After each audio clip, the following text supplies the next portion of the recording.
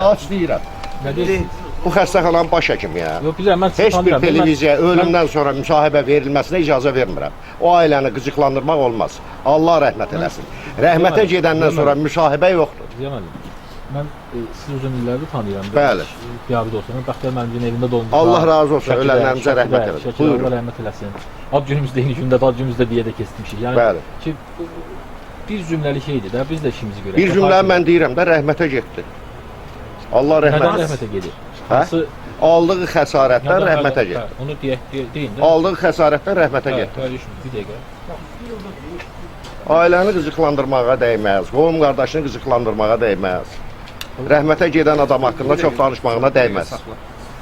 Əsəbləşmə qoy, həkim bir kəlmə desin, ölümün səbəbi zanbəssanın. Ay dadaş mən. Yaxşı. Sabahdan mənə nazir deyəcək ki, öləndən sonra nə həkimləri buraxmışdın? Həmişə qəzada da elə olur da, onsuz da. Həmişə qəzada da öləndən sonra alır. Sabah deyirəm ki, çağırıb deyəcək ki, qardaş, reanimasiyaya soxursan bu jurnalisti. Öləndən sonra nə müsahibə verir? Biz səhər girmədik ya. Qardaş, danışdım da, istədiyi dedim də. Yox, demədiniz axı, mənə dedi, şahid ediniz. Çəkdi, çəkirdi. Cəməlim, bir dənə zəhmət olmasa, saat neçədə və ölüm gerçəkləşib? 25 dəqiqə işləmişdi. Saat neçədə indi? İşləmiş, rəhmətə getdi. Aldığı xəsarətdən. Aldığı xəsarət elə idi ki, həyatla uzlaşmırdı. Yanıq faizi çox idi. Allah ona rəhmət eləsin. Qaldı ki, həkimlərin müsahibəsi verməsinə mən qətiyyən icazə vermirəm. Bir çox səbəblərdən. Birinci, rəhmətə getdi. İkincisi də ki, ailədir, qohumlarıdır, qıcıqlanırlar. Mən ehtiyac bilmirəm ki, mənim danışdıqlarımı da televiziyaya verəsiniz. Əgər imkanınız varsa, verməyin. Buyurun.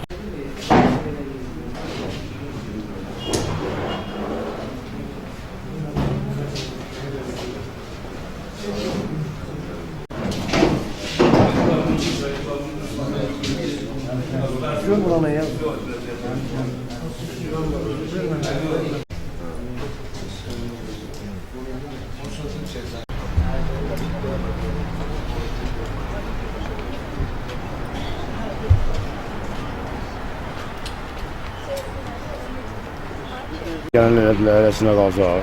Həkimlər qoydu, elimdə nə qədər lazım olur göməkli göstərir. Allah rəhmət eləsin. Dədə babamın qaydalarımız var, o usuldan dəfn olması istəyir. Və istəmirik ki, heç bu situasiyadan su istifadə eləsin. Biz qardaşımızı dəfn eləmək istəyirik. Şərəf və ləyaqətlə. Azərbaycan xalqı qoydu, hamısı bilir ki, bu oğlan qoydu. Bu mesajı prezident olan mesajdır. Prezidenti biz dəstəkləyirik. Amma burada xalqın vəziyyətinin aşağı olduğunu sübut eləməyə demək, burada yenə bir fakt ortaya çıxdı.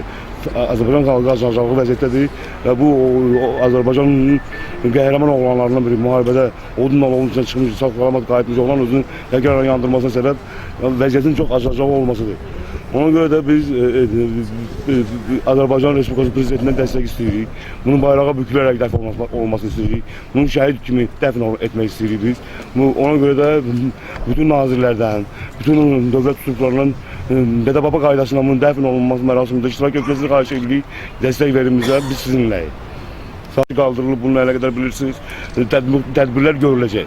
Amma ki, qiymətləndiriləcək, lazım gələrsə o şəxsin haradan əldə edilib, hamısı qiymətləndiriləcək. Bunun üçün dövlət var, konstitusiyamız var, məhkəmələrimiz var. Biz məhkəmələrə müraciət edəcəyik. Biz prezidentdən dəstək gözləyirik, bununla əlaqədar olaraq. Biz prezidentsiz heç bir addım atmayacağıq. Biz prezidentlə birlikdə hərəkət edəcəyik. Təşəkkür ederim. Azərbaycan bayrağı ilə dəfn olunmalıdır. Ona görə ki, təkcə Zaur özü üçün deyil, bütün Azərbaycan xalqının, Qarabağ veteranları, Qarabağ əlləri üçün canını fəda verdi. Tək Zaur deyil fəda gedən. Bütün fəda gedən Azərbaycan xalqının mərd oğlanları, qeyrətli oğlanları, vətən üçün, qeyrət üçün, namus üçün, şərəfini qurban verən Azərbaycan xalqının bütün evlatlar üçün canını qurban verdi. Ölən təkcə Zaur deyil. Görün nə qədər Zaurlar burada var.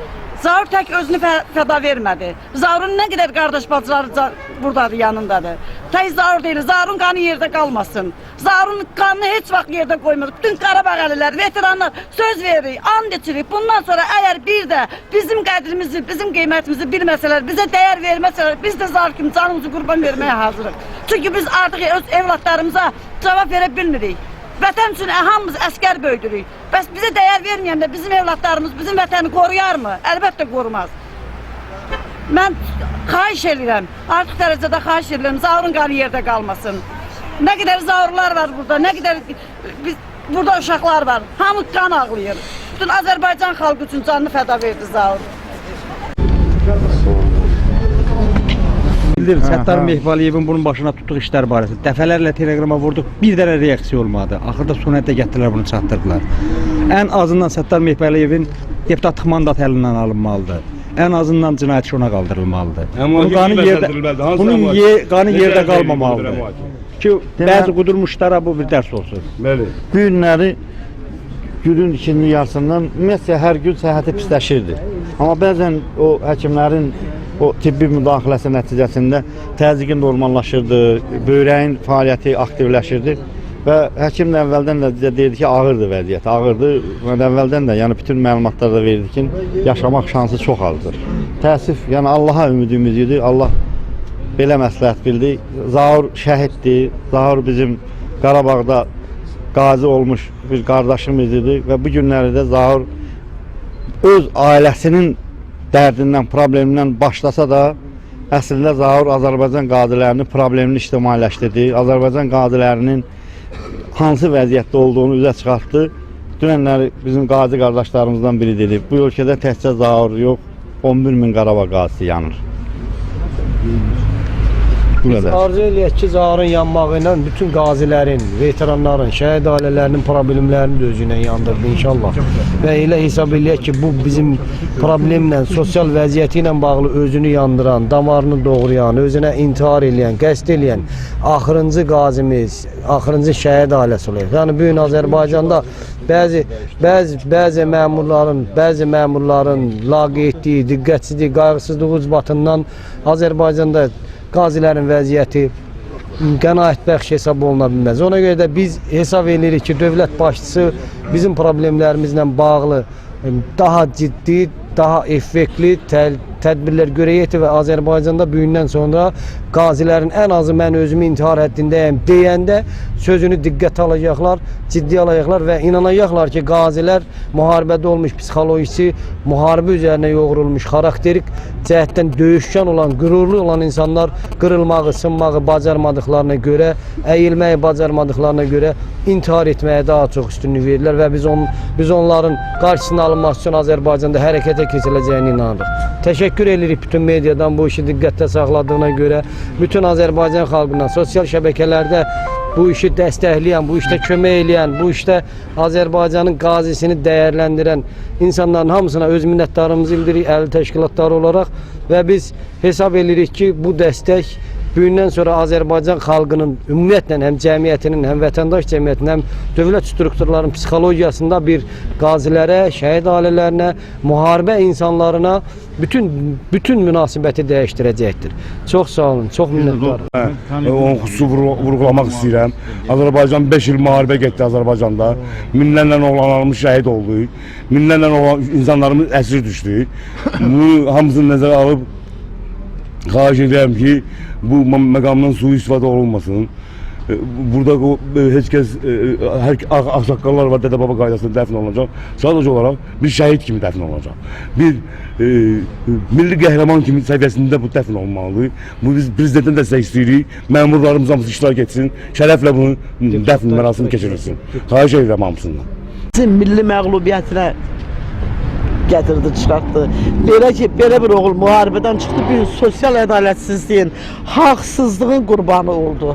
Bu bizə utanç gətirən bir məsələdir. Bu boyda müharibə yolu keçmiş bir oğula bir parça torpaq qıyılmadı. Bu sosial ədalətsizliyə yox deyirik. Biz ölkə başçısına müraciət edirik ki, son qoysun belə haqsızlıqlara.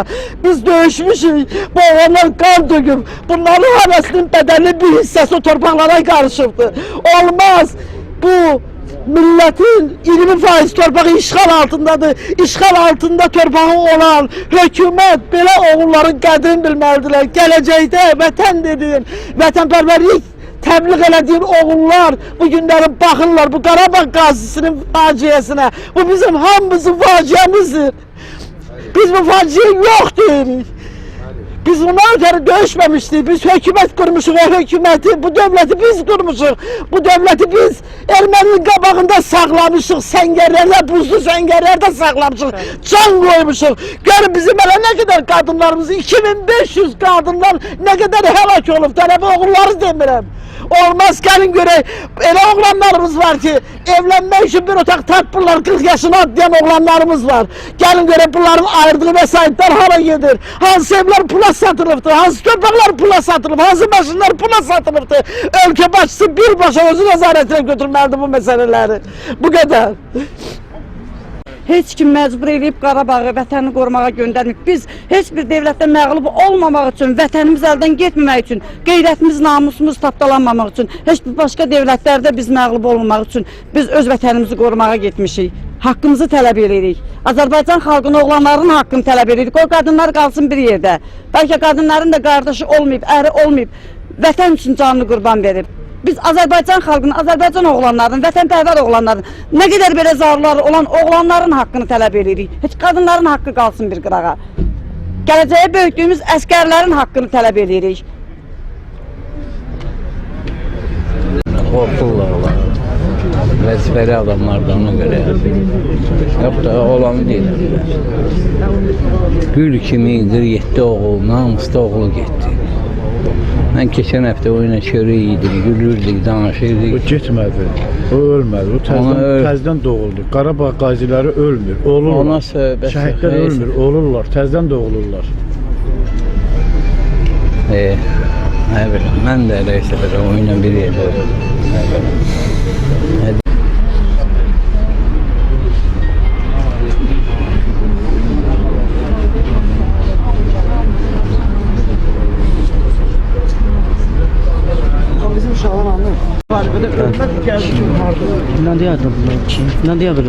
Çox təəssüf. Həyatı bahasına öz haqqını qazandı, həyatı bahasına. Çox təəssüf. Çox təəssüf. Günahkarlar cəzalandırılmalıdır. Bunu bir mənalı şəkildə. Heç kəs yaxası kənara çəkməməlidir. Onu öldürdülər, qətlə getirdilər. Ona görə də yüzlərlə, minlərlə əlillər, müharibə iştirakçıları, şəhidlər bax bu gündədirlər. Onlar hamısı özünü öldürməlidirlər, yandırmalıdırlar ki, onların haqqını tanısınlar. Çox böyük problemdir, dövlət səviyyəsində məsələ həll olunmalıdır. Yoxsa belə sayıların çox olacaqdır. Allah rəhmət eləsin, eyf, çox eyf.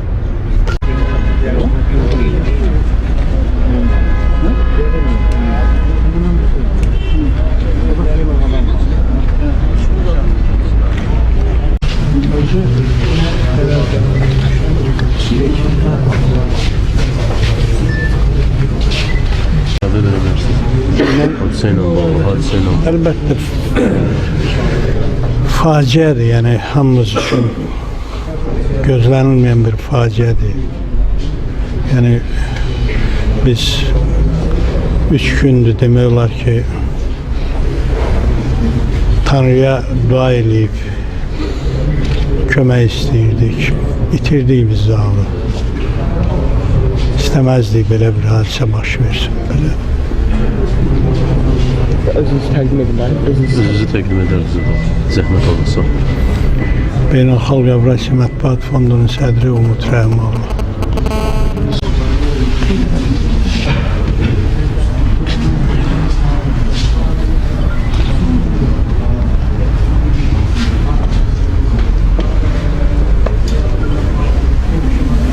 Zaur yandıran alovlar bizim həyatımızın qaranlıq hissələrinə işıq salan alovlar idi. Ona görə də Allah Taala onun bu əməlini intihara yazmasın, özünə qəsdə yazmasın. Allah bu bir cəhad elədi, o bir mücadilə elədi, o öz etirazını bildirdi, öz aksiyasını bildirdi və bunu eləməmək üçün əlindən gələni elədi, aclıq elədi, nə bilim çox etirazlar elədi. Təəssüflər olsun ki, o etirazların heç birinin təsiri olmadı. Buzlar ərimədi ona qarşı və nəticədə Zaur belə oldu. Və bu günləri belə vəziyyətdə olan Qarabağ əllərinin sayı çoxdur. Biz inanırıq ki, bu gündən sonra heç olmasa bu insanlar ki, bu dərəcədə pis yanaşma ilə məşğuldular Qarabağ müharibəsi əllərinə, onlar bundan sonra diqqətlərini artıracaqlar. Bu diqqət intiharı. Bu Həmkarlar İttifaqının rəhbərliyi bütövlükdə bütövlükdə hamısı kimlər ki onun işi ilə məşğul olmuşdu, hüquqşünası olsun, müavinlər olsun, rəhbər olsun, onunla bağlı qərəzli qərar verən, onun əlilliyini 5 uşağını nəzərə almayan hakim Elmira Nağıyevadır, kimdir, o olsun. Hamısı bu işdə çox ciddi məsuliyyət daşıyırlar. Onlar bir hakimin qərarı Zaurla bağlı belə ola bilərdi. Amma hakiminin qərarı onların əleyhinə olacaq mən bilirəm və inanırım və inşallah Allah onların hamısının haqq etdiklərini onlara verəcəkdir. Təşəkkür edirik. Siz o Sırağacın çox ümidli çıxmışdınız o Səttar bəyinin görüşlər. Və hesab edirik ki, müalicəsi müsbət nəticələnəcək. Bu haqda istəyirəm ki... Valla onun yanığı çox ağır idi. Onun aldığı xəsarət çox böyük yanıq xəsarəti və 65-70% sonra da məlum oldu ki, nəfəs borularının daha böyük hissəsi yanıqdır. Onun əsas içalatı yanıb. İndi mən orada uyuyurlarkən də orada iştirak elədim. Onun bədəninin üstündə yanıqlar o dərəcədə çox deyildi. O görünür yanarkən nəfəs alıb bir neçə dəfə və bütün alov onun içərisini bişirmişdi. Və təəssüflər olsun ki, yəni elə Allahın məsləhətinə şükürlər olsun. Biz çox ümidliydik. Biraz da yaxşılaşmışdı. Hətta dünən axşam daha bir ümid verici gözündən işıq gəlmişdi. Danışığında hənirtisi yaxşılaşmışdı. Amma bugün gün ortadan etibarən vəziyyəti çöndü və hesab eləyirlər ki, həkimlər onun qanına zəhərləmə keçməyə başladı o yaralardan və nəticədə Zaur mücadeləsini dayandırdı. Çox dirəndi, çox çalışdı, çox vuruşdu. Nə qədər ki, sosial problemlərlə bağlı vuruşurdu, heyləcə də yaşamaq üçün vuruşdu, dirəşdi. Amma təəssüflər olsun ki, dayana bilmədi. Allah rəhmət eyləsin. Deyirsiniz, Allah kərimdir, Allah kömək eləyəcək. Konkret cinayət törətmiş, onu ölümə aparmış şəxslərin məsuliyyətini tələb etmək fikriniz var, yoxsa hesab edirsiniz ki, pulunu verdilər, ondan qutardı? Var, biz onu artıq tələb eləmişik. Bütün aidiyyətli orqanlar qarşısında dəfələrcə də məsələnin qaldırılmasını və bu işə tam məsuliyyətlə bu Zaurun özünə qəsd eləməyində bütün nöqsanı və günah olan insanların hamısının aşkara çıxarılıb cəzalandırılması tələb edilir və buradan sonra da eləməkdə və rəsmən də tələb eləməkdə davam eləyəcək inşallah. Və heç kim də bundan bizi çəkindirə bilməz və çəkindirməyəcəkdir. Məsələ Zaurun dəyəri maddi cəhətdən yoxdur. Zaura milyonlar ödənsə onun nə özünün, nə zəhmətini ödəyə bilməz. Nə vətən üçün, nə o sosial problemlərlə özünün bir fərd olaraq dəyəri onun 100 minlərlə, milyonlarla ölçülə bilməz. Ona görə də onun haqq edilən cəzası veriləcək onu öldürənlər. Sabahları 2-3 arası cənazə qaldırılacaqdı. İndi burada işləyən qardaşlara təşəkkür edirəm. Bizə orada həmdəm olan, onun o yanğılı gündə, ağır gündə bir yerdə olan uşaqlara təşəkkür edirəm. Allah bizim bu qazi qardaşımıza rəhmət eləsin. İndi biz cənazə aparacaq onun mənzilinə, Lökbatan qəsəbəsinə. İndi kimin imkanı varsa bizimlə oraya getsin. Kimin imkanı yoxsa onsuz da əziyyət çəkməsin, yolumuzu evlərinə getsinlər, dincəlsinlər. Sabahlar 2-3 arası orada yas mərasimi təşkil ediləcəkdir və onun dəfn mərasimi həyata keçiriləcəkdir və orada hamını iştirakə dəvət edirəm. Allah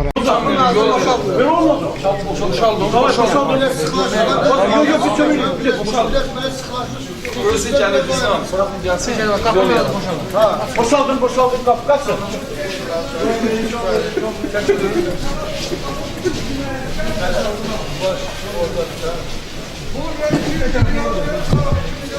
Tek arkaya bir de.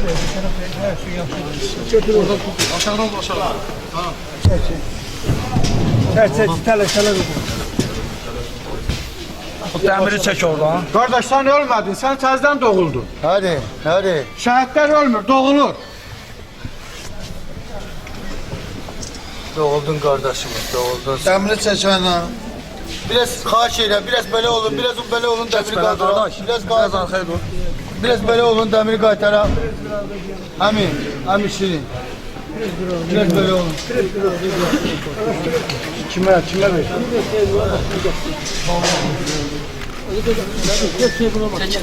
Bir dəqiqədə qədər. Qoy çəksinlər. Belə durun, qoy çəksin. Qoy gəlsin.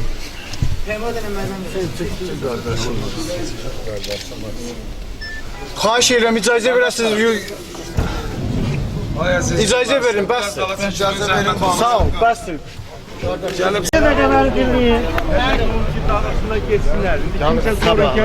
Biz aparırıq qazimizi, qardaşımızı, yəni ailəsinin yanına aparırıq və evvel şey edirik. Bir anonsdur bu balaca, yəni 3 gün ayaq üstəsiniz. Gedin dinləyin, sabah dəfn olacaq, ağır mərasimimiz olacaq. Mən qazilərə müraciət edirəm. Yəni, Maşın gəlir, gəlsin. Yəni, kimin imkanı var, getsin evinə, dinləsin, kim gedir özü bilər. Bəli, bəli.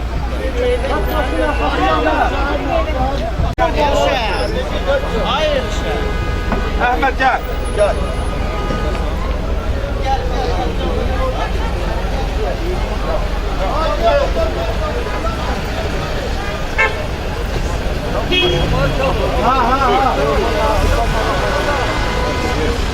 Yavaş yavaş sür. Yavaş yavaş. Komandir. Komandir. Hanım maşını.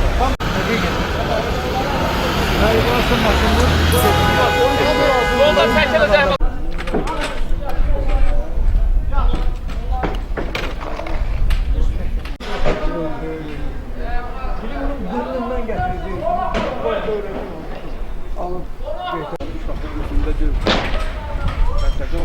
Kim oldu? Bu həqiqi.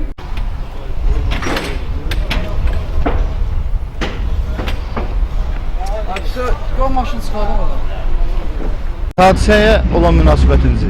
Bu hadisəyə olan münasibətim hamımızın başını yerə soxan bir hadisədir. İqtidarlı müxalifətdir. Nazir olmaq istəməyən, heç bir vəzifə iddiasında olmayın. İndiki harınların, nə bilim, adi insanların namus qeyrəti üçün gedib canını verən insanların tipik nümayəndəsi olaraq bunu özünü yandırmağa məcbur elədilər. Biz bunu nə danışa bilərik? Kimin yanında nədən danışa bilərik? Mən qaçışım, mən birinci özümdən danışım. Yəni bunların böyük əksəriyyəti həmin dövrdə 90-cı il mənim çağırışımla getmişdilər. Hamısının qarşısında mən baş əyirəm. Amma gör nə qədər ölkədə Harun o Ali Başkomandan özünün dediyin, özünün təbrinləndirsə, qudurmuş, harınlamış məmurların hərəkətinin çox acı nəticəsidir. 5 uşaq atasını sən məcbur eləyəsən, evlatların yanında özünü yandırsın.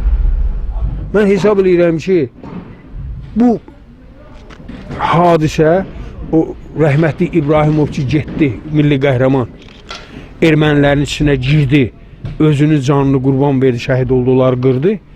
O getdi, açıq düşmənə mübarizə. Amma bu özünü həlak eləməklə, daxildəki milləti şəhərdən qurt kimi yiyən daxili düşmənləri üzə çıxartdı. Bu şəhiddir. Mən hesab edirəm və düşünürəm ki, İlham Əliyev buna qarşı qəti tədbir görməlidir. Belə problem içində yaşayan bir bu deyil. Bütün əlillərdir.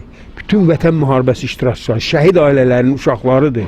Oxuya bilmirlər, təhsil haqqını verə bilmirlər, institutdan qovurlar, şəhid olur.